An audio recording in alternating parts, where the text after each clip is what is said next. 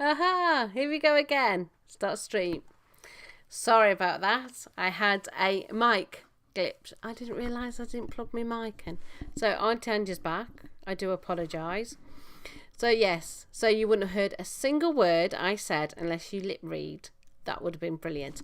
So yes, men with silver tongues or relationships with silver tongues. When you come out of a relationship, one of you will have the silver tongue and make the other one look bad. We have women that can do it. They can manipulate. They can do everything, and so we have the men. So yes, let me get back on track again. I hate it when something goes on because it throws you off your balance, doesn't it? So don't take the bait. When you've come out of a relationship, or it doesn't have to be a relationship, it could be a fallout with a friend, it could be somebody you know, a work colleague or somebody, and they portraying you as a bad person. And it's not nice when you come out of a relationship or a close friend. It's more hurtful because you expect more from a friend and a relationship. So, unfortunately, my advice would be rise above it. Don't, more you challenge it to make sure you look okay, the worse you come away. So my advice is just don't rise to it. There's been an instance where I've had my ex-partner, he had the silver strong, portray me as this bad psycho person, and I didn't like it, and it hurt me dearly because, you know, these are 4 of my children and I should have had more sense you know, and I allowed it to make me feel sad that he did that. And I pitied him as well because I'm thinking, how bad is that? We've had so many years together and you've now portrayed me as this person. So, and it is sad because it builds down your trust because you think, why would somebody say so many nasty things about you? So I step back and I let him continue because I know the more I try and correct it, the worse I'm going to look. So if you don't correct it, and you step back by it and you lick your wounds, you turn out that a lot of people realise it's actually not you, it's actually the person that's slagging you off. Because he said some unpleasant things about me many years ago now, and I turned around and didn't realise he was saying awful things to this particular person. I bumped into him one day, and then I heard, oh, you're the Angela I've heard so much about.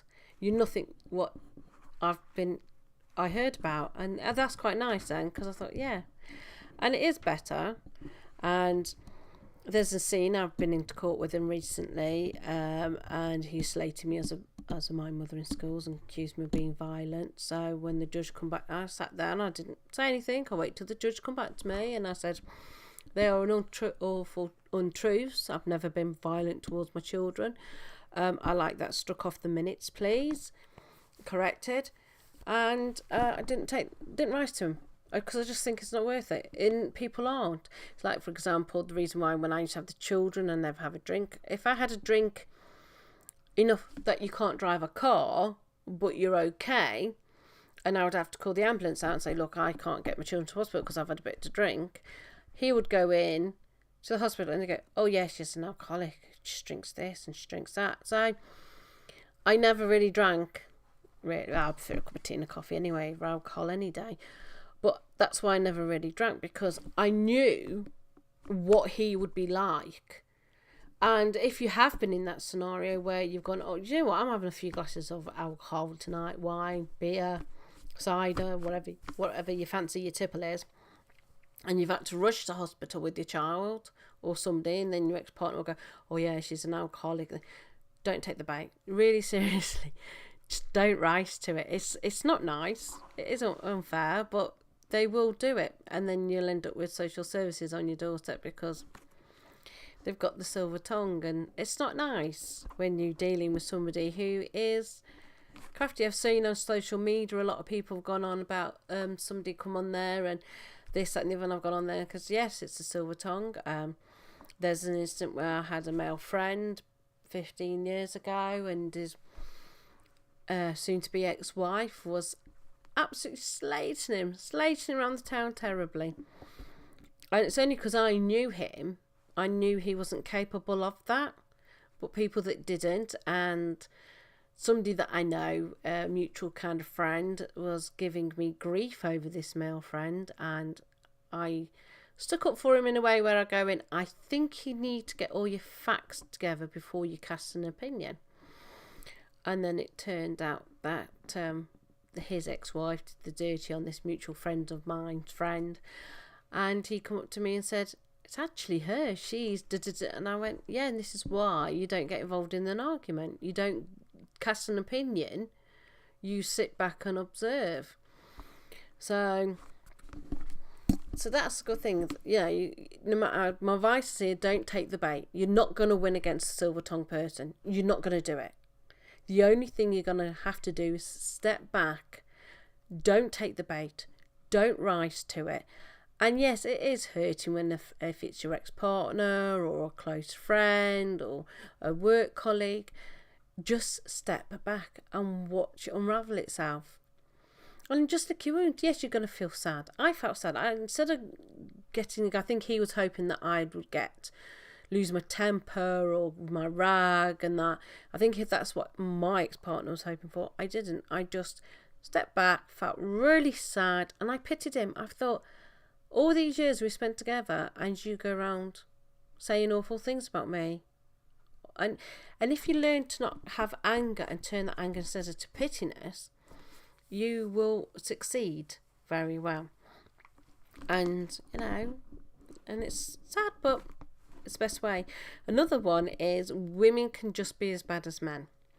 There's many a time when a woman won't allow the bloke to see the children because he's had an affair or this has gone on or that's gone on.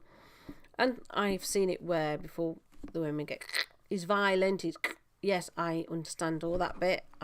Talking as Joe Boggs relationships, because I had a friend who her husband had an affair behind her back, then they split up and she got 4 children and she didn't want him to see the children. And I said, well, why not? She said, well, you wouldn't, blah, blah, blah, this. I said, you know what? I said, allow him.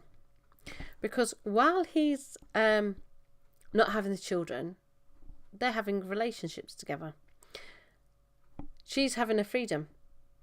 So as far as I'm concerned, if the woman comes on the scenes and takes the man away from a family home, give her the family home. Give her the lifestyle. Let her pull her hair out the weekend she's got the kids and he's got the kids. You have that weekend to yourself. So one of her children's got ADHD, I think it is, and I said, it needs a handful for you. Let him have it. You give yourself that weekend break. You have the time out. He has the children. She wants to take on the man. She takes on the kids as well. Well, she took my advice and she went on there and she turned around and she said, you know what, she says, I've done it. I've allowed him weekend, once a fortnight. He has the children that, the relationship didn't last, but she's a happy, free, single woman and still to this day goes off and enjoys her life.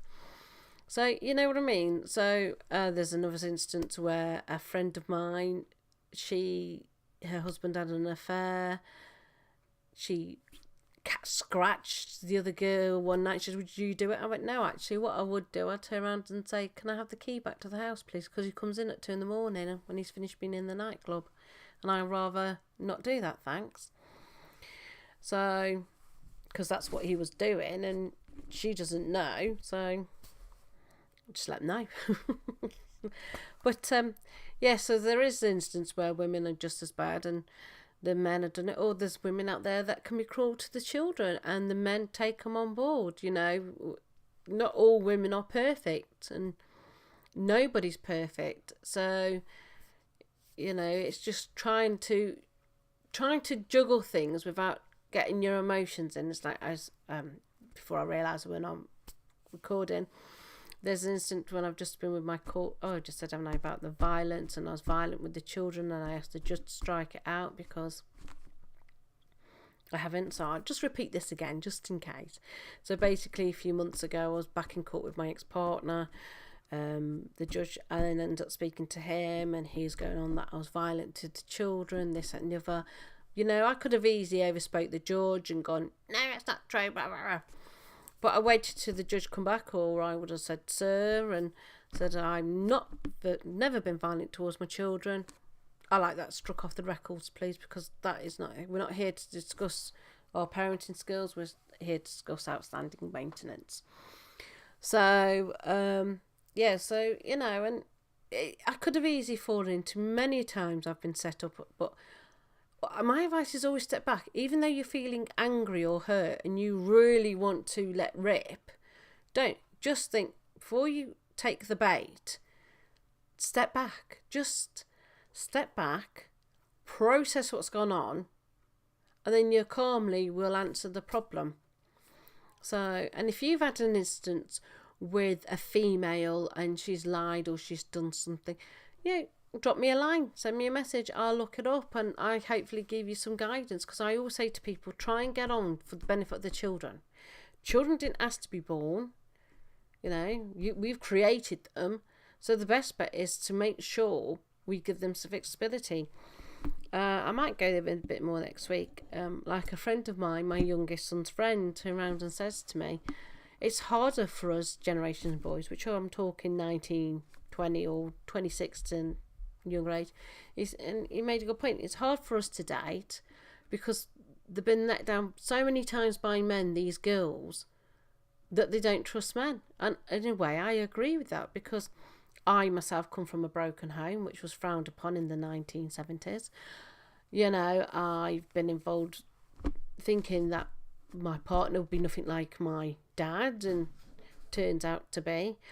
And I thought, well, yeah, I sort of like get where he's coming from, and I'm thinking, I'm that at my age.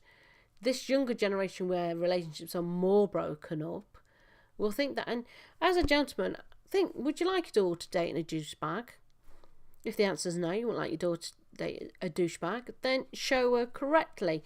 Women, if you don't want your boys to turn out to be like douchebags, we have to educate the boys. We have to educate our boys to date women, respect women, take them out for a meal, now and again treat a woman. Because at the end of the day, let's face it, when we're living with the man, we're cleaning the boxers, the pants, the trousers, the socks, putting up with the stroppy moods, as well as they put up with us. So we've got to educate them, because they don't learn. We have to teach them, and make them learn, and say, well, I prefer it if my boys behave like this, and And if you men want to know any tips about women and how awkward they are, drop me a line.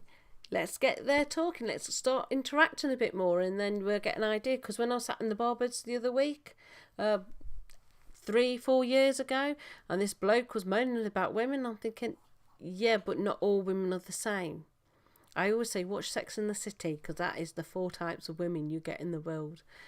And I was thinking, no, you're going the wrong way about it. But I should have spoke up a little bit there. And I thought, well, yeah, because I can do this, and then I can educate you men about women, women a bit more about men, and everything. So that's it for now. If anything else you need to, just drop me a line, drop me a message. I'll pick it up somewhere along the line. And anyway, have the rest of the good week. I might do little snippets, drop it in and out with certain things now in future. Okay, see you soon. And remember, don't take the bait.